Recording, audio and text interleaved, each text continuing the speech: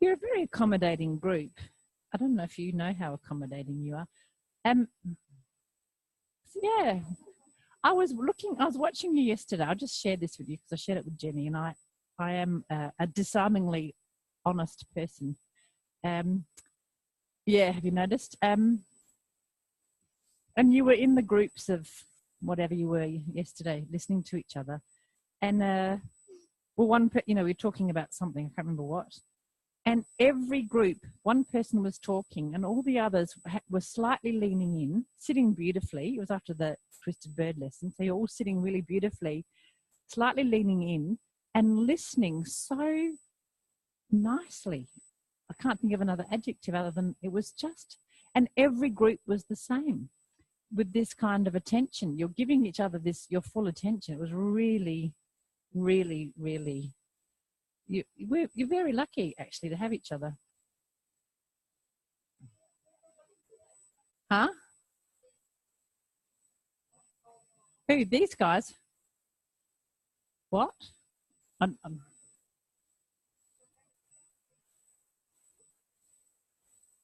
Well, I don't know. Their posture looked, yesterday, you guys looked like you were really listening. Whether you remembered or not is up to you. At the moment, in that moment, it looked marvelous. So we've just had quite an extroverted time, right? Where you've gone out, you've collected data from external sources, as it were, and it's been, with varying responses and learnings and confirmations and all sorts of things have happened. So as you are coming back into yourself, as it were, so introspecting, how does that shift occur for you? So for some people, it's quite a wrench, right? For their attention, and where they're getting their energy from and where they're getting fired up from that's external. How do you reverse that so that you get that from internally? Now, those of you who've, had all your personality stuff done, or you just, whether you're more likely to be introverted or extroverted.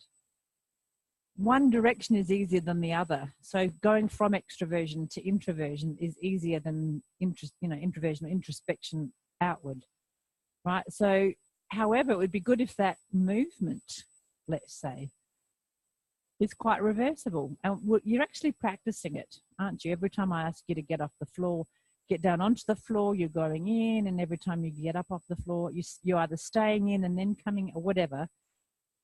But how do you experience that movement, which is not a physical movement, but actually probably does manifest, well, not probably does, I'm sure Jenny would tell me it definitely does manifest in the body as a series of senses, as well as the feeling, as well as the thinking, as well as the doing.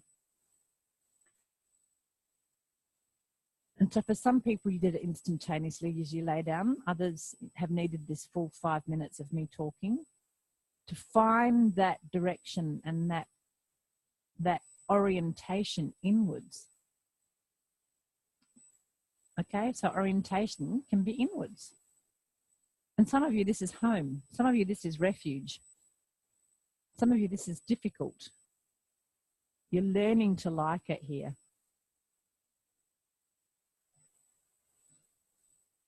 And we've talked about this, it's sort of in relation to something Richard said earlier about young people. And this work doesn't necessarily speak to young people.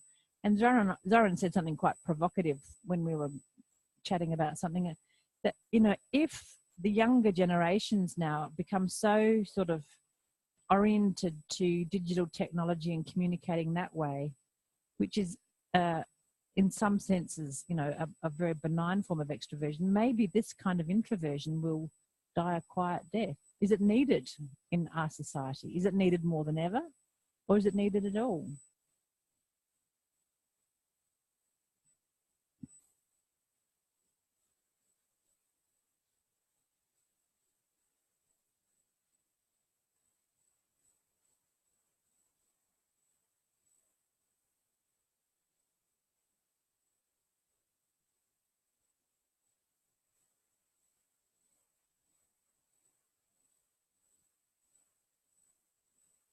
Slowly roll up to standing.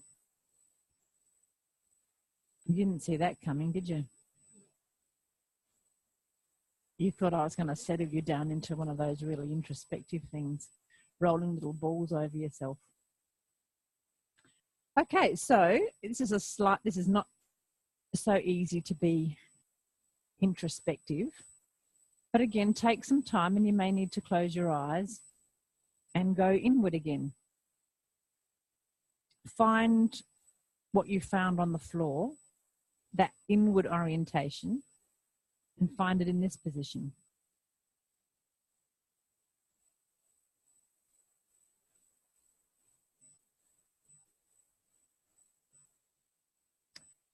And this lesson is quite, relatively physical. You're not going to be lying down so much. So just go easy and rest when you need to, and take care of yourself.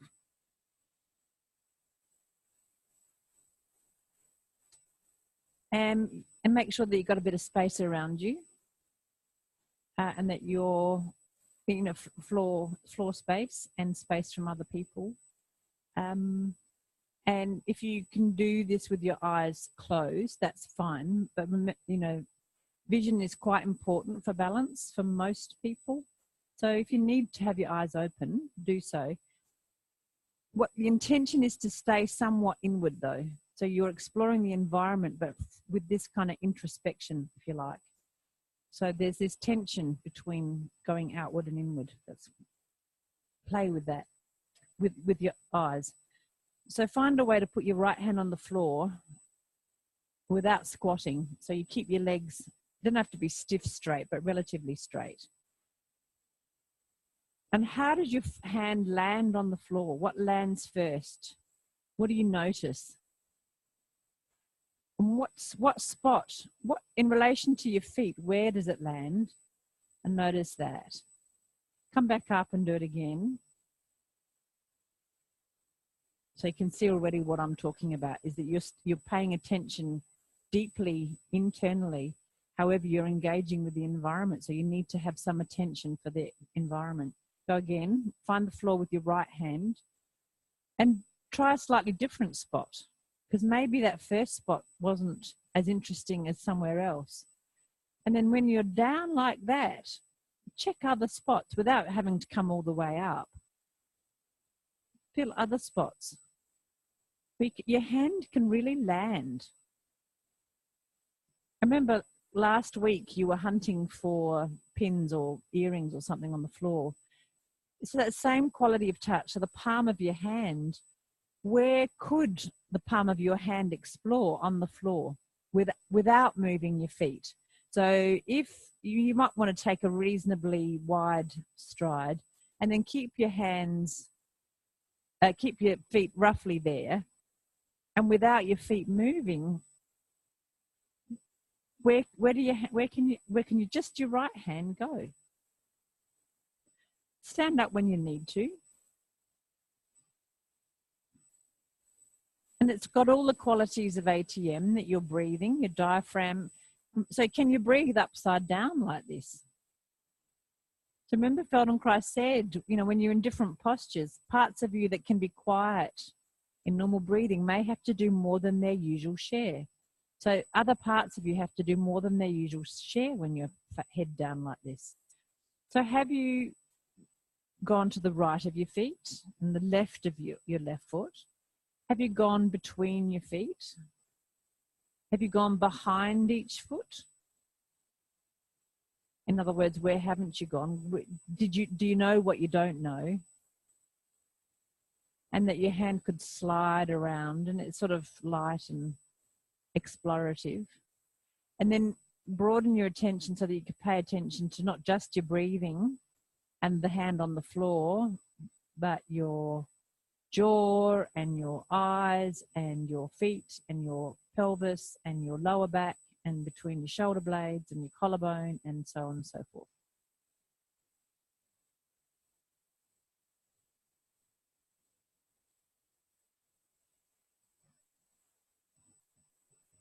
You're just so relieved to not be rolling your head between your hands, aren't you? leave that for a moment, rest in standing. And if your brain doesn't like the word rest in the same sentence as standing, you know, it's an approximation of a rest.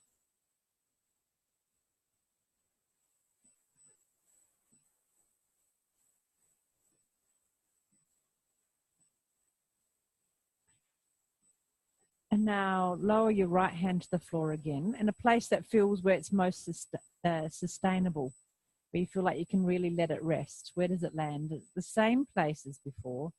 That can kind of help you take weight, because now the hand is going to stay still. Once you've decided on the landing point, the hand is going to stay still, and you're going to move your feet one at a time, let's say. So where can your feet go when your hand is still? So this is turning around this arm. Can you go closer to it? And you can go further away from it. You can go to the right of it and the left of it.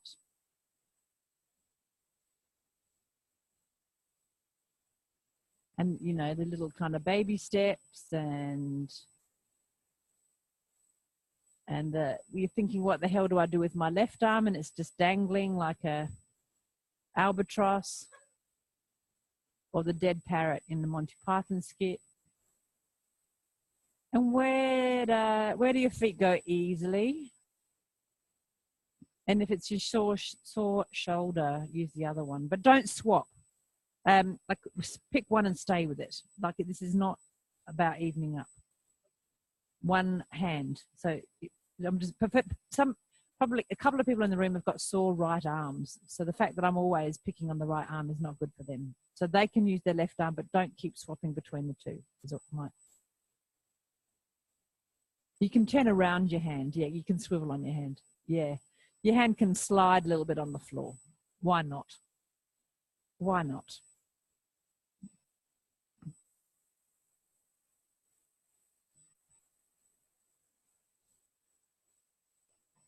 So what's turning like in this orientation?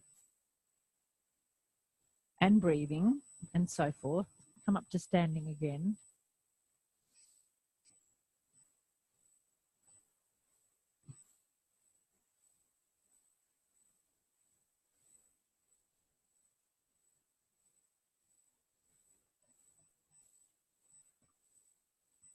Now, put your left hand on the floor, onto a spot, and give it a bit of weight. And what does it feel like?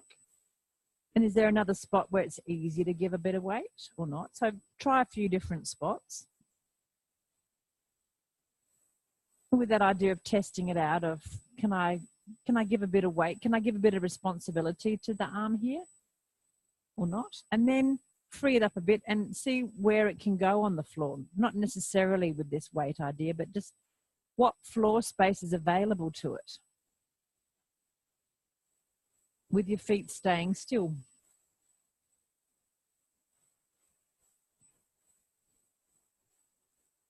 So it's on the left side of you, so maybe it's more likely to explore the left side of your feet. But in between your feet and behind your feet and on the other side of your right foot. So again, how big is your territory? If you were marking out your territory, how big would it be? You go, no, this is mine.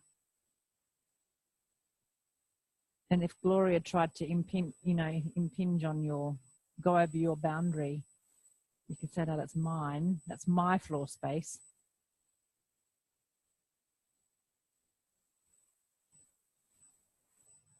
So here's a different orientation, right? Now, I have quite low blood pressure. So if I spend a lot of time with my head down, when I stand up, I can be quite faint. So if that's the case for you, you just adjust and you come up slowly and you do what you do. Low blood pressure is not going to kill you. It's just you make adjustments around your speed of movement, around the timing of your standing up. Okay. And now find that place with your left hand down again, where you feel like you can really give it some responsibility. Like, okay, It feels quite solid here. It can take some weight. I can trust it with my weight such that I could move my feet around and I could, you know, take a step in this direction and that direction. And again, what would be my territory with around the left hand? The left hand is kind of my axis.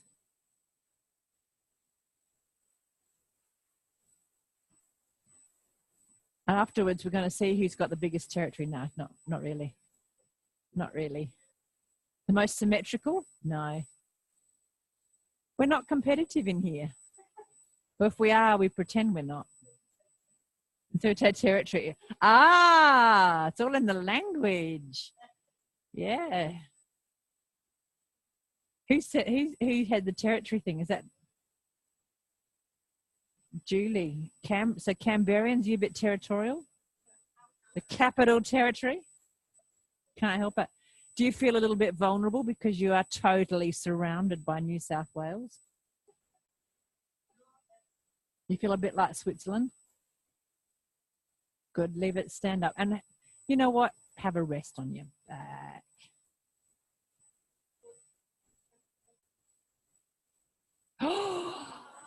Oh,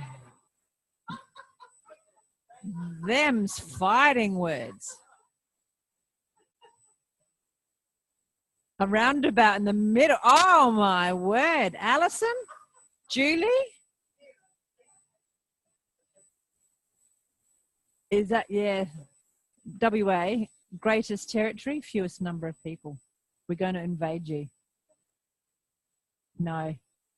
It was so, yeah, WA is so interesting because we used to have an affinity with WA, SA and WA because we're not eastern states. But last couple of times I've been in WA, people lump South Australia into the eastern states. And I thought, gee, that's a bit rough because Lord knows you eastern states people don't want us, and WA think we're part of you and you don't want us. So what the hell? See us, we are. Yeah, that's right. That's right. Yeah. But we certainly don't feel part of the eastern states because all you do is heap shit on us.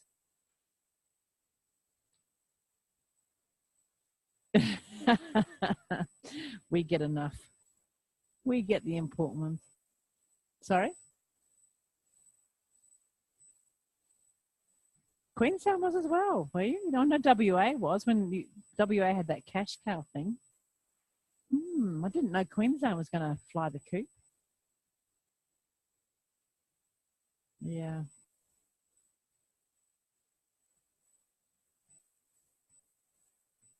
We're quite happy. We just have our little festivals and we don't invite you guys, and we have world exclusives and we don't tell you, and it's fine.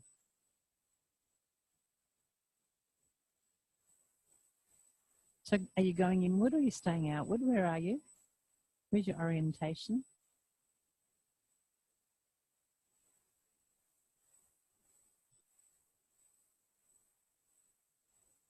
What do your eyes do when your orientation is inward, when you're introspecting? Now here's a trick. You know, we've been doing that focusing long distance, so having your eyes kind of going apart as it were, as if you're looking a long way away from you. So your eyes are shut. Then you bring your eyes as if you're looking towards the bridge of your nose.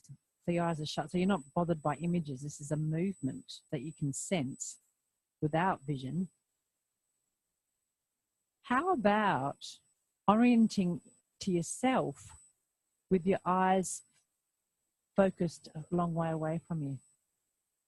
What do you reckon? Yeah, exactly. What do I mean? What does orienting to yourself mean? Does it mean your eyes? So that request will kind of tease out for you. When I orient to myself, what is it that's orienting to myself? Now, the short answer is my attention, but what is your attention? Is your attention your eyes? So for quite visual people like me, the answer is, yeah, probably. So it's quite hard for me to sense inwardly if my eyes are directed very, very outwardly. But that's just my percept, right? That's just my access. I can change that. So can you? What is it? What do I mean by orienting to yourself? What senses are you accessing? Or feelings or whatever? Because I'm pretty confident that you all know quite clearly when I say you're orienting toward the outside world or the inside world. You can do it, but what does it actually mean operationally? What is it that's orienting? That could be deeply philosophical.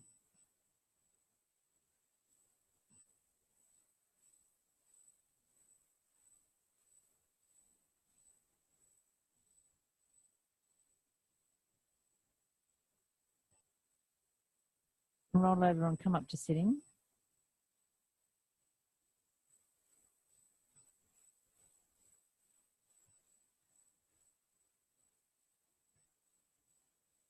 And standing. I forgot yours. Yeah, that was being imprecise.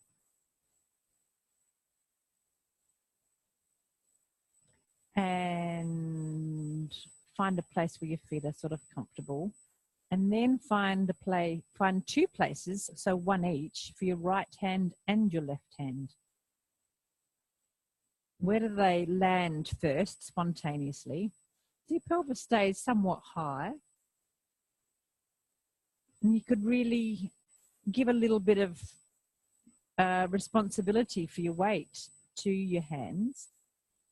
And then move them around a little bit just to make sure, it's maybe, the three bears had to try, no, Goldilocks, sorry, had to try all three chairs to find out which one was just right. So the first spot might not be just right. What's too hard and what's too soft and what's just right. You need information. You need options to make an informed decision.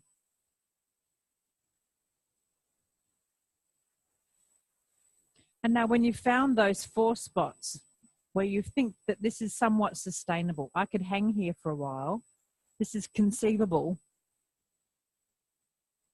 feel the weight so that the weight is, as far as you can tell, equal on each hand. So it's equally divided into 4, 2 feet and 2 hands. And now find a way to lift your left foot and your right hand.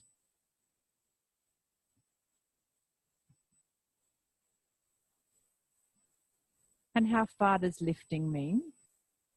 Does it mean touching the ceiling? Does it mean that they are free to do other things? Scratch your nose, kick your bum, blah, blah, blah.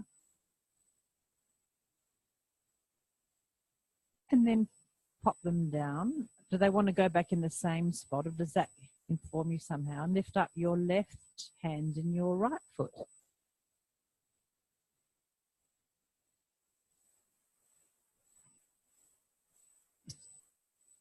And one of the hallmarks of whether you had, the most beneficial spots is that there is minimum preparation between going from all 4s to diagonal 2s. There has to be some adjustment, but minimal. Rest in standing when you need to, and then come back. Because the next thing you're going to explore is find a way to lift your left foot and your left hand. Now, this requires more adjustment.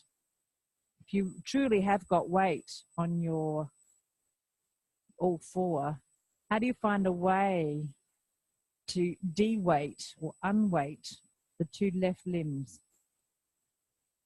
and find balance in this vastly different base of support? Where does your arm go? Where does the left arm go in the left leg?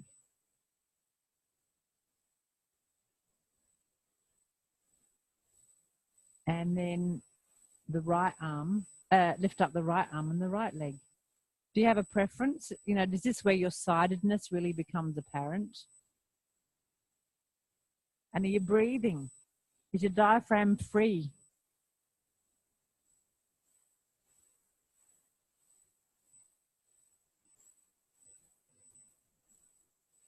Yeah. None of you have fallen. It's so disappointing.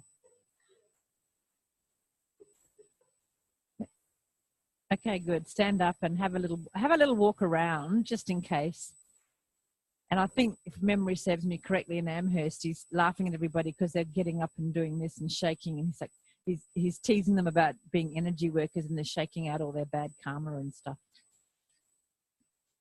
And that's why I was teasing you about Angela yesterday when you're shaking. Or this morning, sometime, when you wanted to shake your hand. You really pinched something. Yeah. It just disappeared from, yeah. You wait till you get to my age. It happens quite a lot. Sometimes I wake up in the night and I have to feel around in the bed with my other arm to find one arm because it's just completely dead. Doesn't happen so often. Yeah. What's that?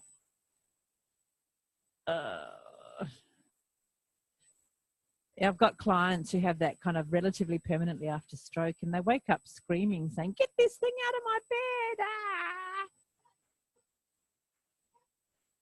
Oh, floppy! Oh my word! Really? It was a very hairless bandicoot. Come back to your mat or your area, your territory. Come back to the territory that you've marked in whatever. With whatever chemicals you spread around. I can be gross. And find your 4 spots. Stand on all 4 points again, hands and feet. And this way that your weight can be distributed. You know, you've got 4 children, you distribute their inheritance equally, otherwise there's trouble. And how are those 4 spots now? What's the distance between your hands and feet? And the distance between your feet, the 2 feet and the 2 hands, you know. Okay, and now find a way where with minimal kind of disruption, you could lift both hands and let them plop back onto the floor. And they could fall onto the floor or they could be lowered slowly. So you do have the facility to do both. Neurologically, they're quite different movements. Remember last week I talked about when you're standing at the top of the cliff with the rope and you can drop your fellow rock climber. That's a passive, just fall, or you can lower them slowly, which is eccentric learning. And they're quite a different sensory experience as well as an organizational or doing experience. And then next time your hands come to the floor, could you find a way to lift both feet off the floor? All right, so this is going to have to be fast unless you are a circus performer, right? So how do you do that? How do you get your weight forward enough that your feet can come off the floor? And for some, it's quite momentary, and some there's a pause. And for some, there's quite a, oh, wait, good.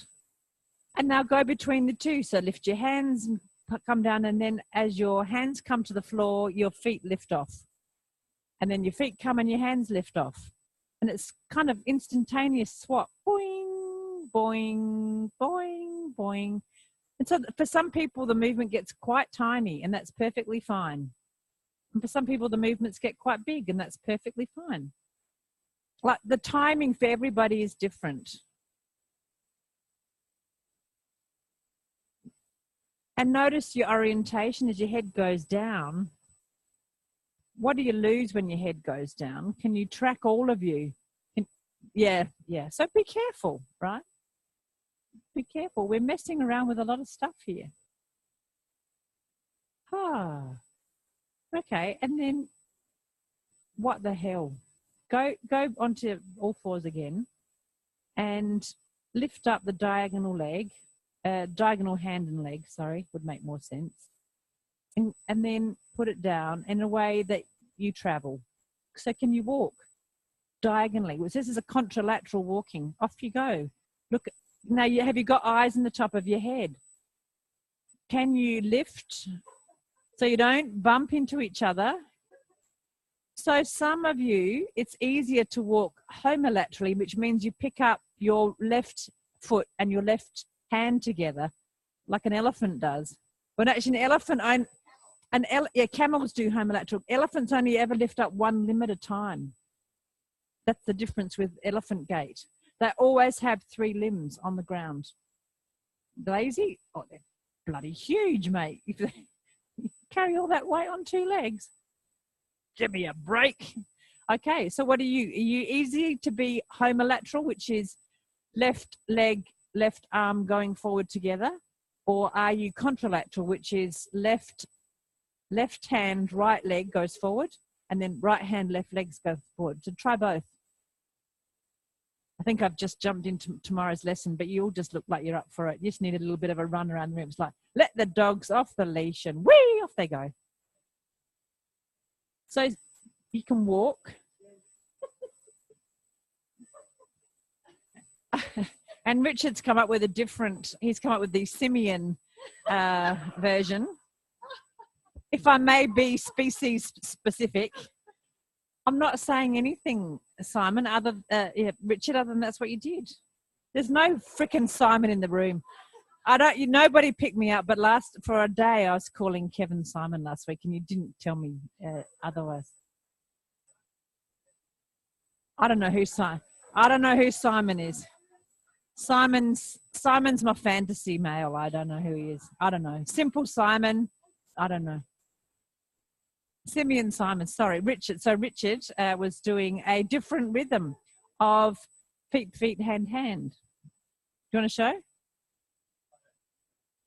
Yeah. You have to go. Yeah. It's method acting.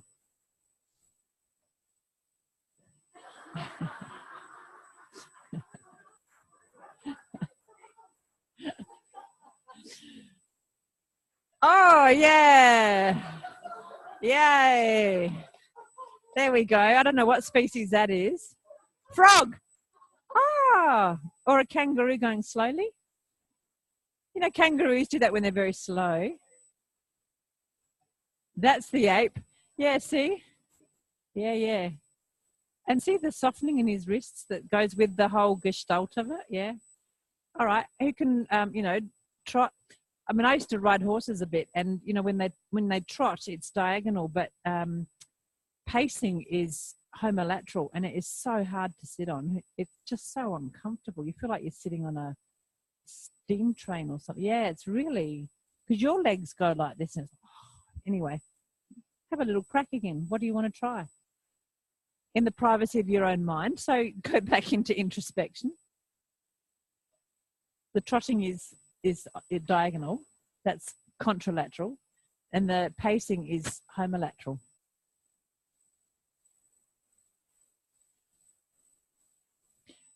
So for some this is seriously disorienting, being upside down. So don't feel inadequate. Maybe you're just more evolved.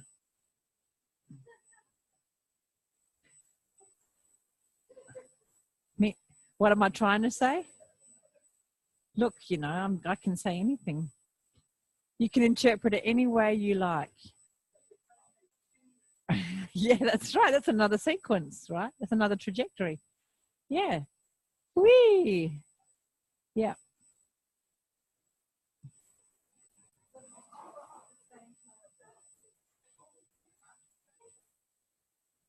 Beautiful. Okay, lie on your back. Have a rest.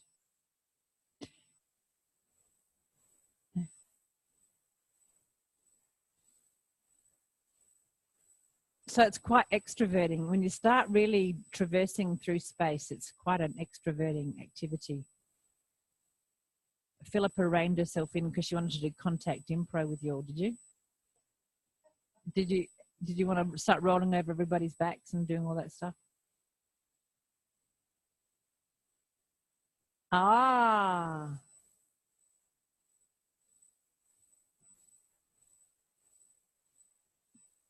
If you want to do something interesting during a Feldenkrais segment, go to a zoo or something and look at the different gait patterns. Like some of you could do them in here for us. It's so interesting. And then the other thing to do is to go to the natural museum, whatever your museum is here, where skeletons are. and the comparative anatomy of the animals, what you reckon, the similarities are extraordinary. Yeah, the arms. Yeah, and you know, even on a fish, they're there. Yeah, it's extraordinary. It's so interesting. We'll use the skeleton a lot more as the months pass. But comparative anatomy, you know, it's, again, I find it quite humbling, you know, that we are so similar. And of course, we are similar from a DNA point of view. And just a few added neurons in the old, you know, frontal cortex. And, you know, this desire to be upright. We started watching the Planet of the Apes, or one of those Planet of the Apes things. I couldn't bear it. It was just so menacing. But those apes were standing quite upright.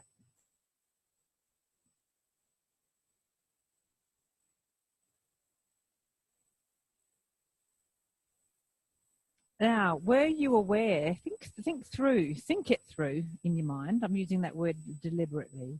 When you were on 4 points and you had to move, let's say the diagonal, so right foot, you know, your right foot steps with your left hand and then the right hand and the left foot, the kinds of movements, let's think of the planes of action.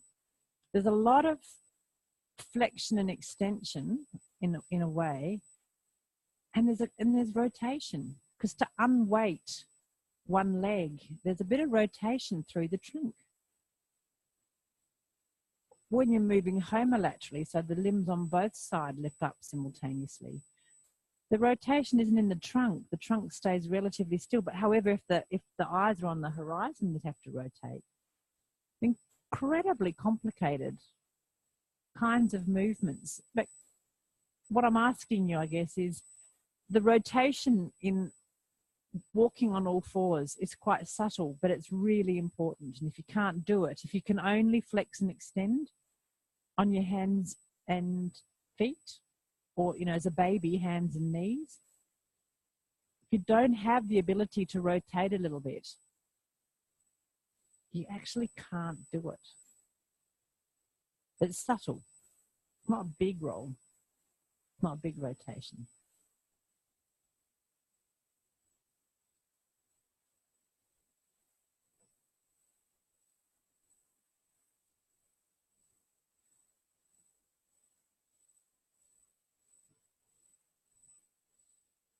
Quietly roll your head left and right without your hands, so that's just under its own steam.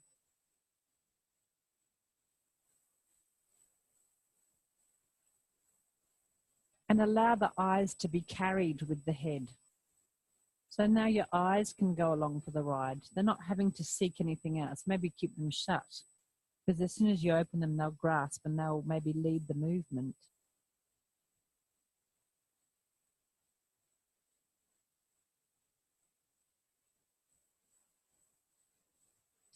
And then have your eyes lead the movement. So keep them shut, so it's not necessarily a clear vision.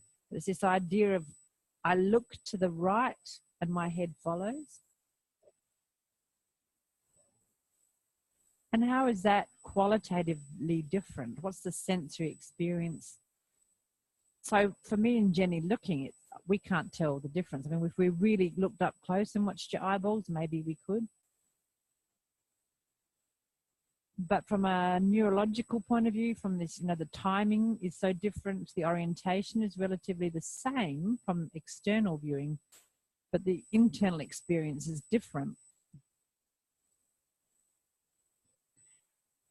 And then another alternative is, as you roll your head a little bit to the left and a little bit to the right, that your eyes do opposite. So how is that incongruent movement? Is it feeling more congruent?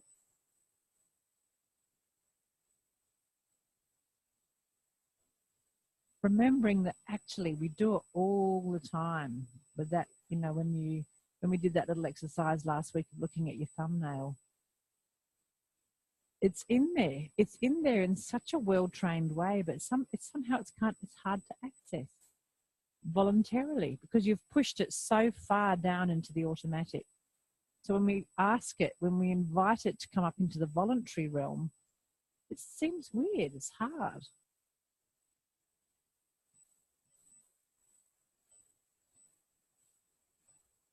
but actually we can do it super fast in the right context.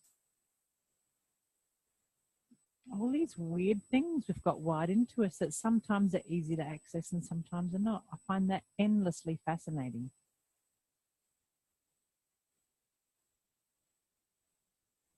Leave it and rest.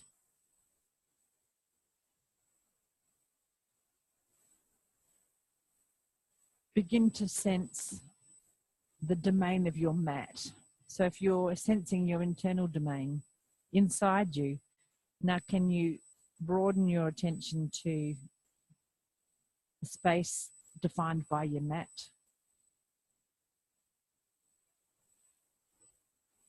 Around this time, actually it is this time with this lesson, Feldenkrais is noticing when people are going down onto 4 points, they're not necessarily taking their hands between their feet.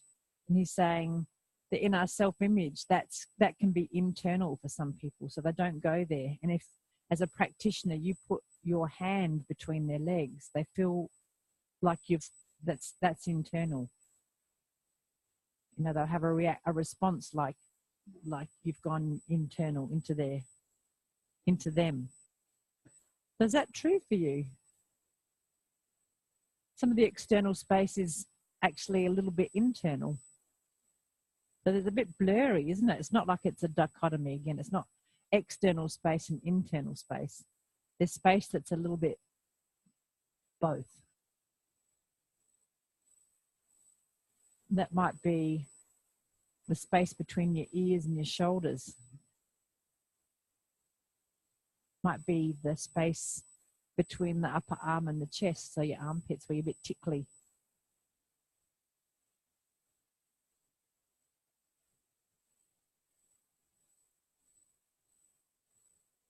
And then broaden your attention so that you start to know where somebody else's space starts without necessarily looking, kind of putting out your sensory feelers. So the people around you, where their mat starts and then where they start.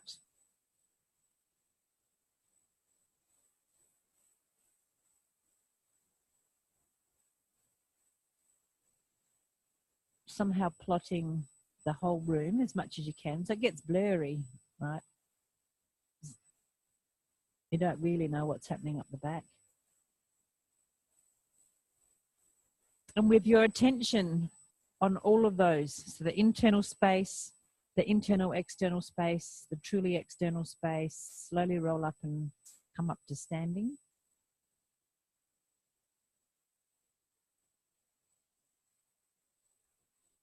And where does your orientation go? The you know, that sort of inner, that sense, the sensing the orientation for sensing.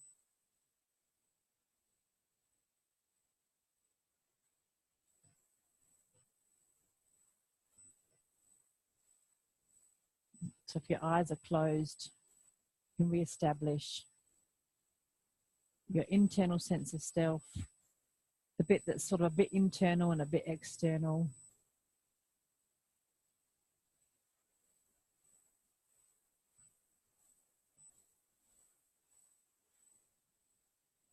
You could drop down onto all fours. And what's the space between you and the floor? Is that internal space or external space?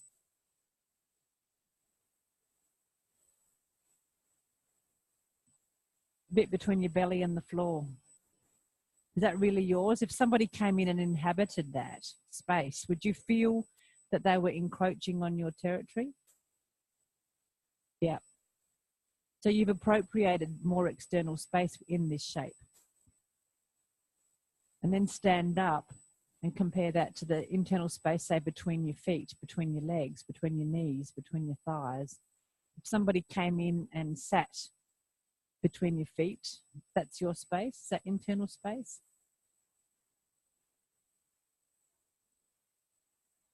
More or less. Okay, and then start walking and take over space and give it up, and take it over and give it up, and take it over and give it up. Okay, so now you're sharing space, but not simultaneously. Sometimes simultaneously. Or the attempt was simultaneous. You didn't dematerialize, so it wasn't simultaneous. Good. And then start orienting to preparation for going home, and we'll see you tomorrow at 9:30.